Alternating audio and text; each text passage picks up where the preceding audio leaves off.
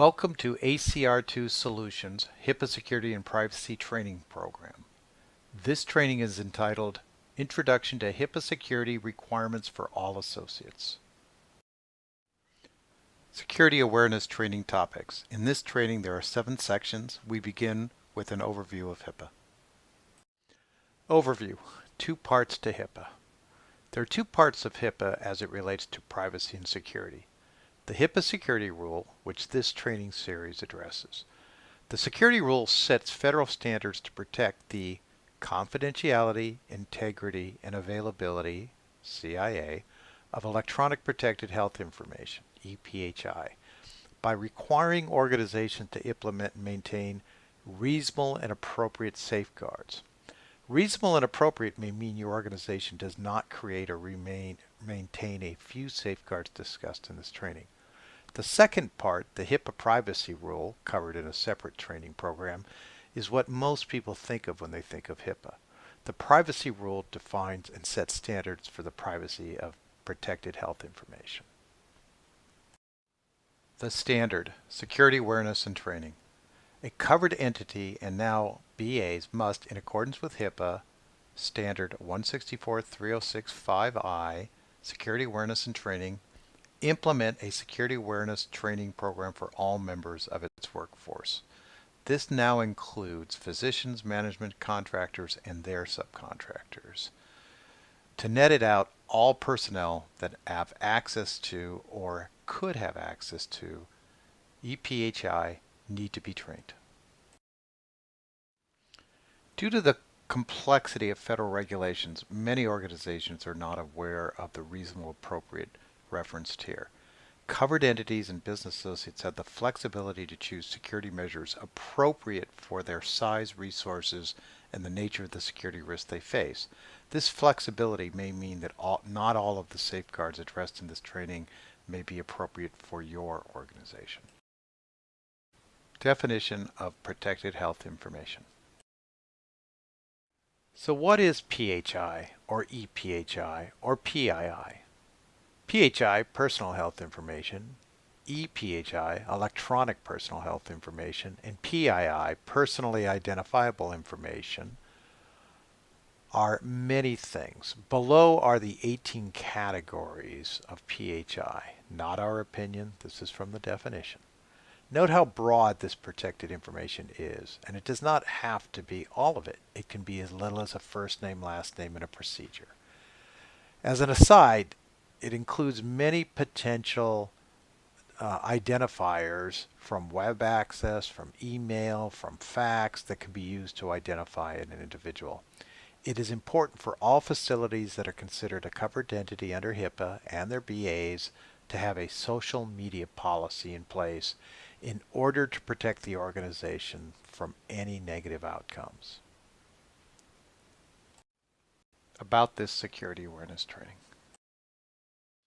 Security awareness training. This security awareness training is designed to be updated to coordinate with your site-specific security policies, procedures, and other safeguards.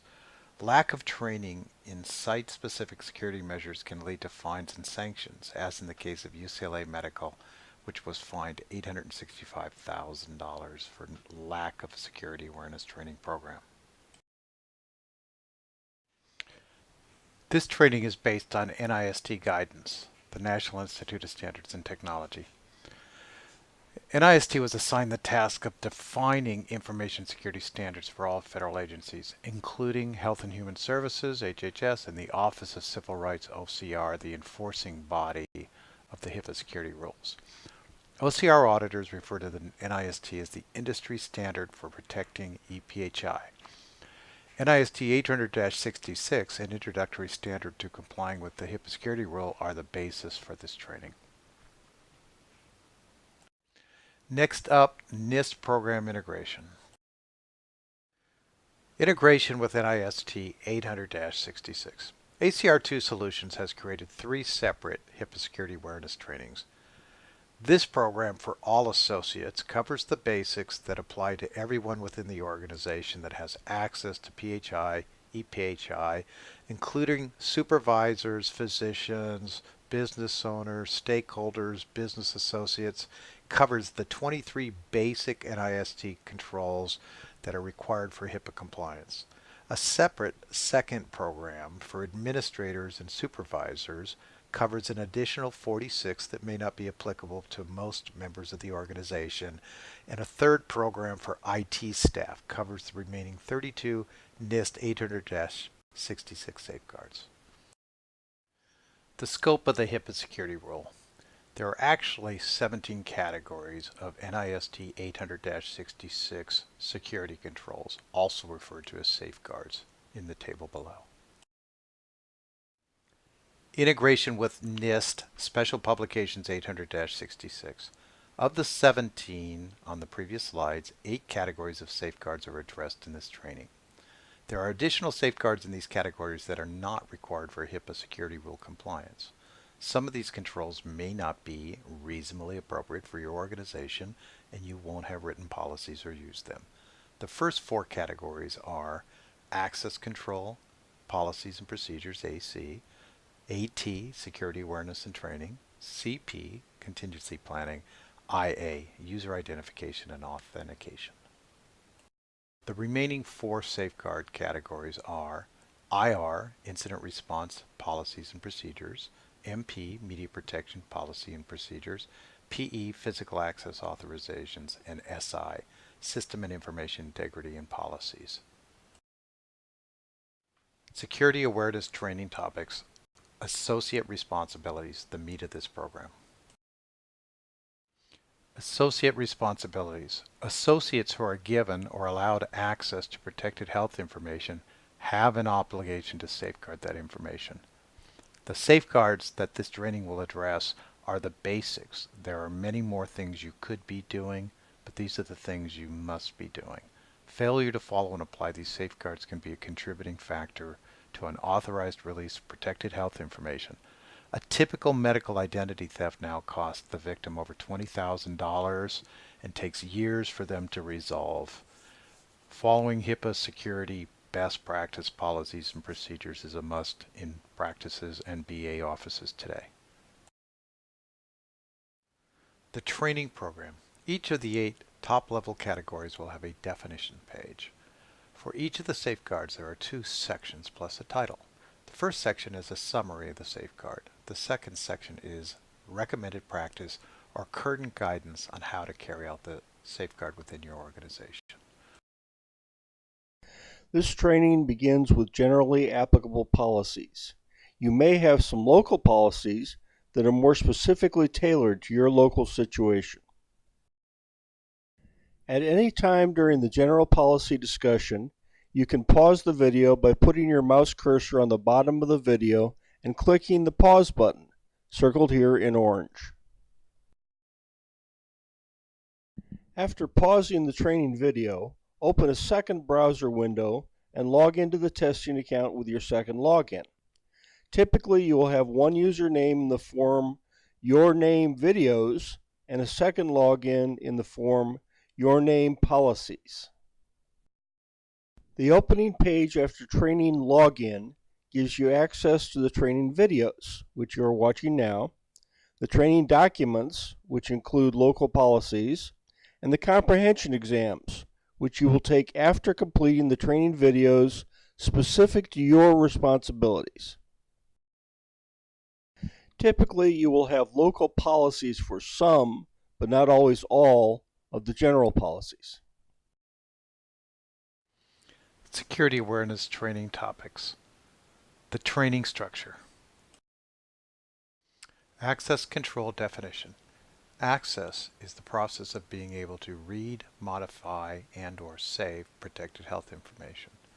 Access control includes the safeguards needed to restrict access only to authorized personnel. Access control policy. Summary. The organization writes, reviews, and updates a policy controlling access to the information. The organization gives the policy to all staff. All staff understands the security policy. The purpose of the security policy is to protect customer information. The policy includes details about how the organization protects customer information. Access control policy. Recommended practices. All computer access is controlled using passwords. The use of fingerprint or voice print as a second type of authentication is growing rapidly. However, strong passwords are best to use today for most systems. They should be at least 12 to 16 characters.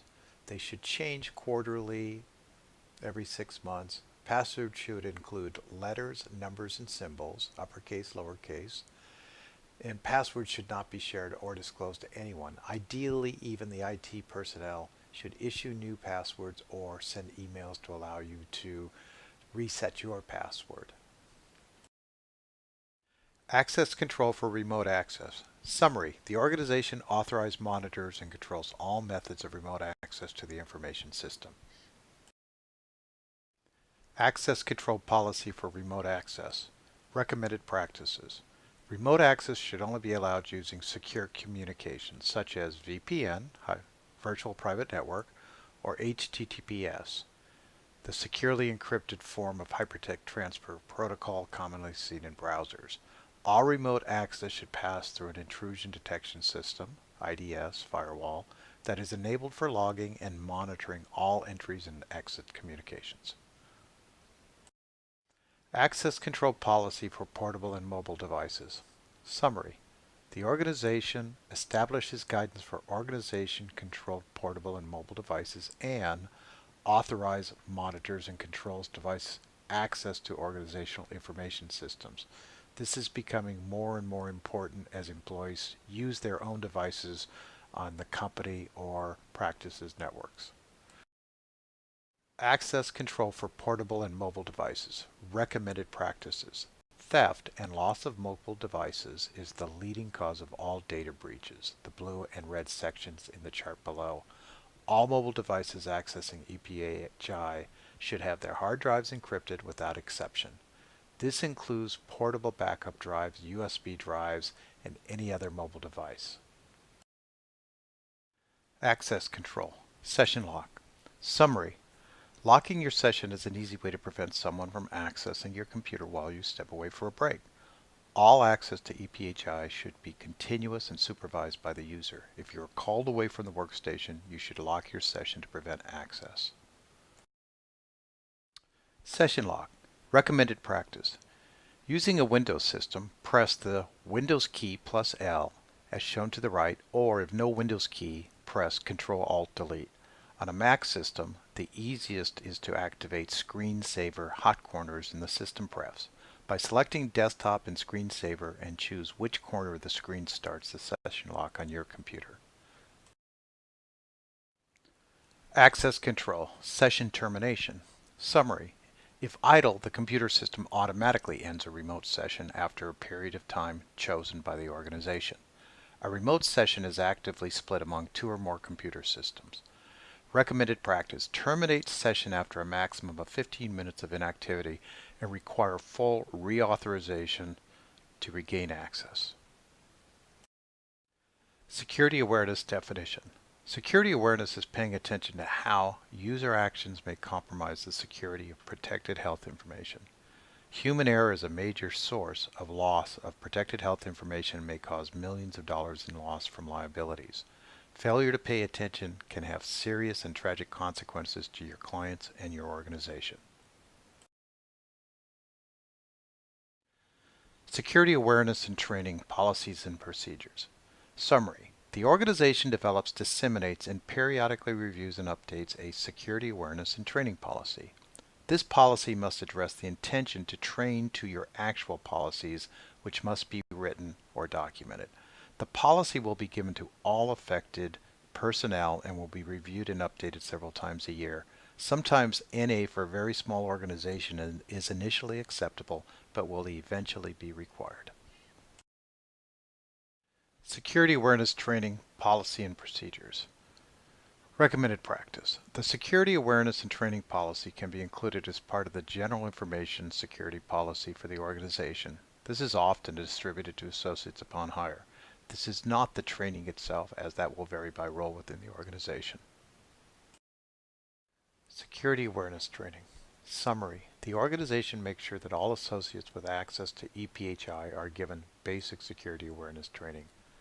Despite the HIPAA requirement this should be done in a reasonable period, we recommend this be done before granting access to the system. Delaying training exposes the organization to major liabilities if the untrained associate is involved in any HIPAA-related event. Security awareness training. Recommended practice. The organization decides the correct content of the security awareness training materials as reasonable appropriate for this organization. Clearly, those of you that are watching this presentation, your organization has deemed these as reasonable and appropriate. This should be based on the threats to the computer system, rules of use, organizational security policies, and procedures. This may imply that if your organization has determined that some safeguards or policies and procedures are not viewed as reasonable and appropriate, the concepts covered in this training may not apply to you. Contact with security groups and associations. Summary. The organization establishes and maintains contact with industry-specific security organizations. Keeping up to date with the latest security practices, techniques, and technologies, and sharing this information with others in similar organizations is important for managing risks. Small organizations can achieve this goal by contracting with organizations such as ACR2 that have the personnel focused on identifying these threats and relaying it back to the organization. Contacts with security groups and associations. Recommended practices. Every state has one or more security support groups, many focused on IT EMR adoption, but also providing some security technical support. Examples include ISC Squared, ISACA, and InfraGard. Nationally, both HIMSS and CHIMES provide timely healthcare-oriented security alerts. At least quarterly briefings are recommended. Now that you have reviewed your general safeguards, you may wish to review your local policies. It is suggested that you pause this video, print out this page, and go to your other login to look at any available local versions of the policies you have just reviewed.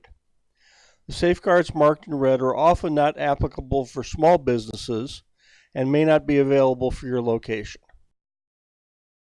At any time during the general policy discussion, you can pause the video by putting your mouse cursor on the bottom of the video and clicking the pause button, circled here in orange. After pausing the training video, open a second browser window and log into the testing account with your second login. Typically, you will have one username in the form Your Name Videos and a second login in the form Your Name Policies. The opening page after training login gives you access to the training videos, which you are watching now, the training documents, which include local policies, and the comprehension exams, which you will take after completing the training videos specific to your responsibilities. Typically, you will have local policies for some, but not always all, of the general policies. Contingency plan definition. A contingency plan is a list of carefully considered definitions of correct actions during and after a major event or disaster. Each user needs to be assigned a role and is responsible for knowing their responsibilities during or after the disaster, even if it is to do nothing. A disaster like a flood or a hurricane is a bad time to try to decide how to deal with the protection of PHI. Contingency plan. Summary. The organization writes and adopts an emergency plan for the organization and computer system in case it fails for a predetermined period. The plan outlines who does what and who is notified when the system fails. It includes an emergency contact list for all associates having a role in restoring the system. The plan states each person's role in bringing the complete system back into normal operation. Contingency plan. Recommended practices. The contingency plan should include a simplified decision tree, flowchart, or PERT diagram with contact information on all key persons and decision makers. Cloud services being rapidly adopted by small practices are dramatically changing contingency planning. Contingency plan training. Summary. The organization trains personnel in their emergency roles and responsibilities as they pertain to the organization and the computer system. This includes refresher training at least once a year. This ensures that essential staffing is in place. The organization can use computer simulations that mimic a disaster to allow for more realistic training sessions. This is not common for small organizations. Contingency plan training, recommended practices. Depending on the size of the organization and the breadth of the contingency plan, training could take a couple hours a day or more. This should be done during a day that the organization is closed for focus if possible. As key people are replaced, it may be necessary to train subgroups more than once a year. Information system backups. Summary. The organization performs backups of user and system level information in the computer system as often as defined by the policy. The organization stores backup information at a secured remote location or more recently in a secured remote cloud storage location. With new low-cost and high-reliability cloud backup systems, the previous unreliable methods of tape and backup drives are quickly disappearing. Information system backups, recommended practices. Bank safety deposit box have been examples of historically good, inexpensive, fireproof, secure storage. An alternating pair of multi-terabyte backup drives is convenient and very affordable. However, online backup is increasingly popular and inexpensive. It can also be easily tested.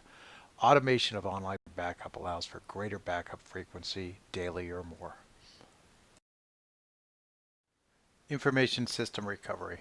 Summary. The organization uses recovery programs to recover and rebuild a system to its original state after a disruption or failure.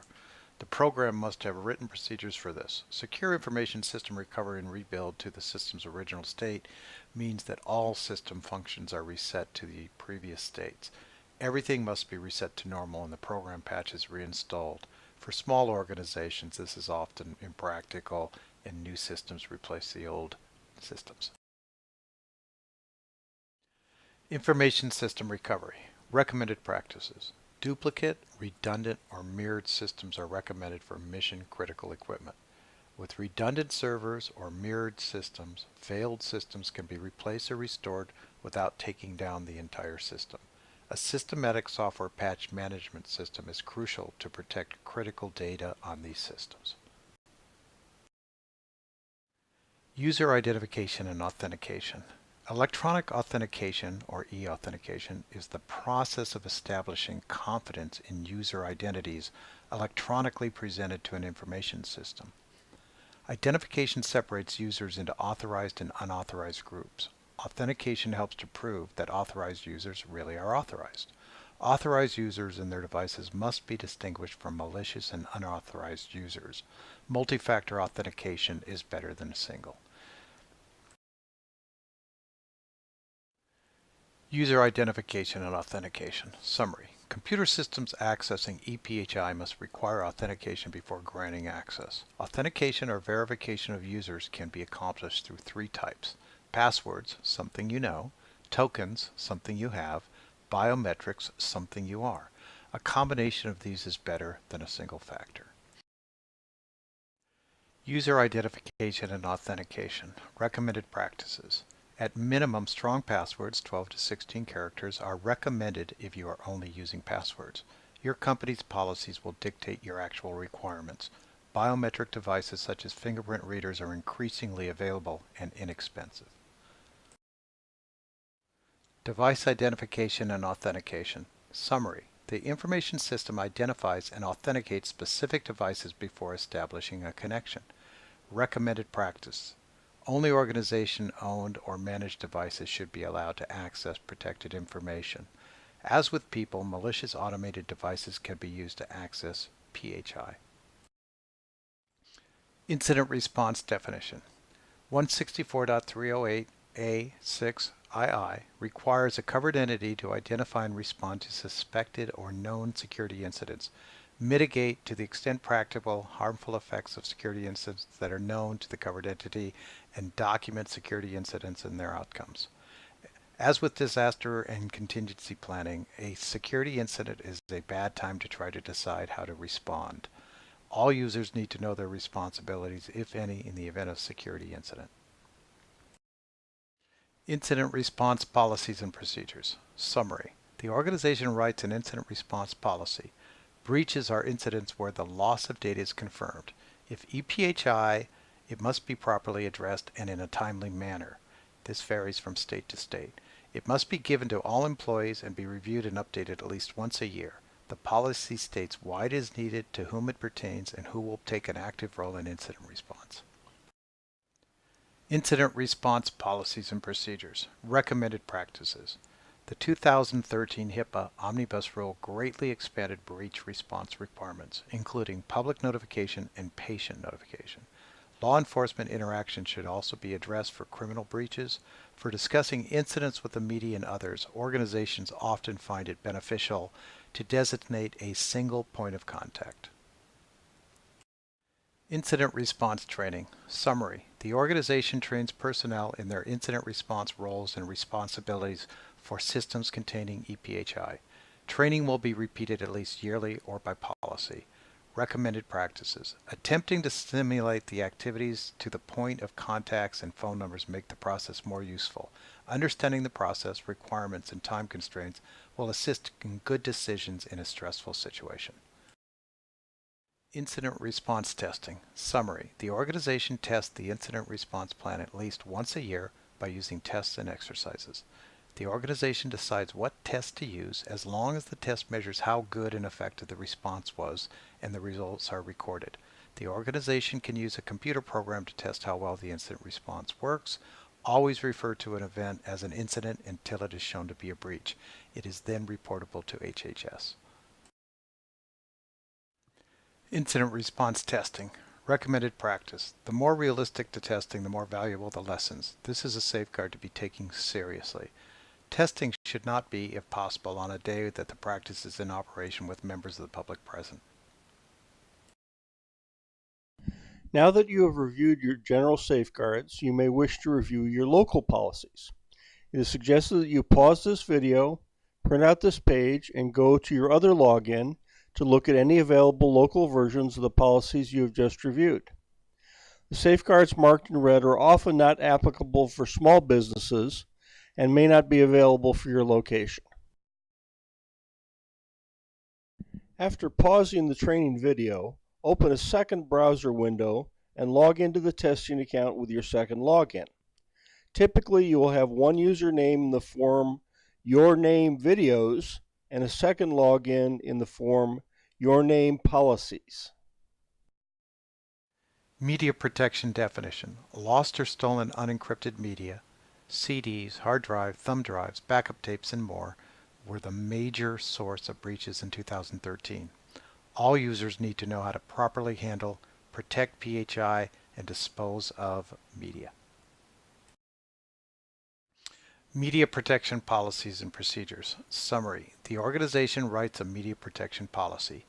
Media is anything that stores or has the ability to store electronic data. It is no longer just a historical CD, DVD, thumb drive removable media. Many devices may contain EPHI. All media used should be identified. This policy will be given to all persons affected by it and be reviewed and updated regularly. Media protection policies and procedures. Recommended practices. Media security needs to focus on foremost encryption, controlled access and ensured destruction by approved means. Loss of encrypted media is a major source of breaches. Physical access to media can be controlled with locks and restrictions. Destruction will also involve mechanical destruction such as crushing, shredding, and running over with vehicles. Media access. Summary. The organization makes sure that only approved users have access to information in printed form or on digital media removed from the computer systems. This includes laptops, cell phones, mobile devices, USB drives, PDAs, and all similar devices. Media access. Recommended practices. Unless guards control access to media storage areas, the organization uses automated security technologies to make sure that only approved associates have access to such storage areas. The security access control devices audit attempts at access and logs accesses that were successful. This is not reasonable and appropriate for small organizations and some remote offices. They may, however, be implementing compensating controls. Media transport. Summary. The organization controls all information systems media, paper, oral, and digital. The organization restricts the pickup, receipt, transfer, and delivery of such media to vetted, authorized persons only. This includes voicemail files, copiers, and fax machines, which may have escaped the notice and control like other devices and media.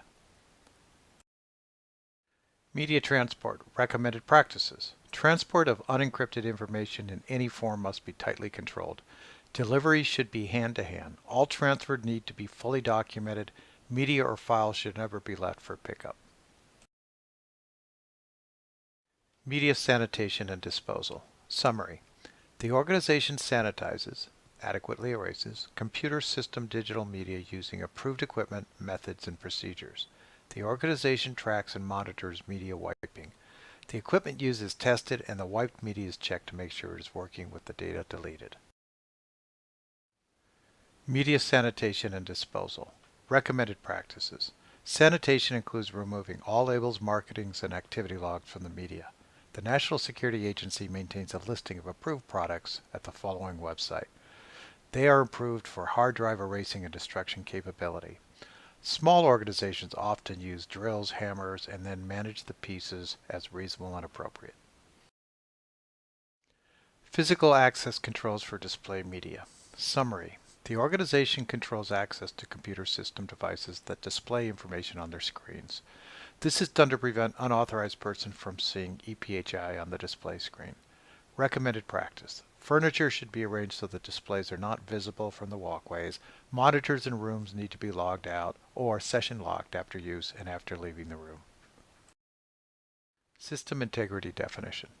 HIPAA requires PHI to be protected from loss, theft, corruption, or destruction. Procedures to guarantee integrity of PHI are a moving target and change frequently.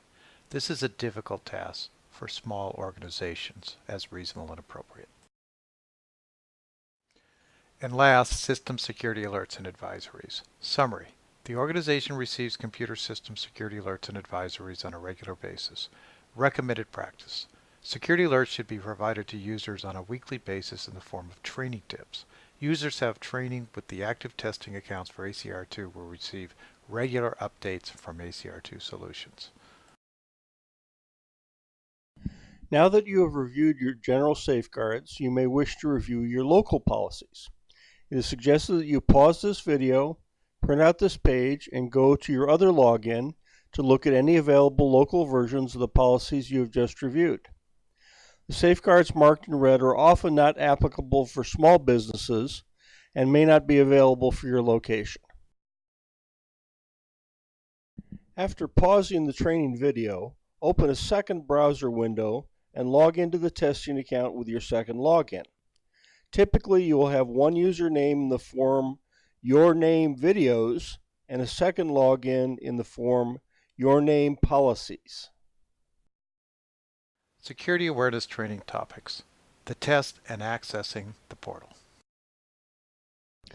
When you reach the end of this training video, click on Main Menu. This will give you access to the exam for all users. Clicking on the Exams button will bring up the questions. Answer all questions, even if you have to guess.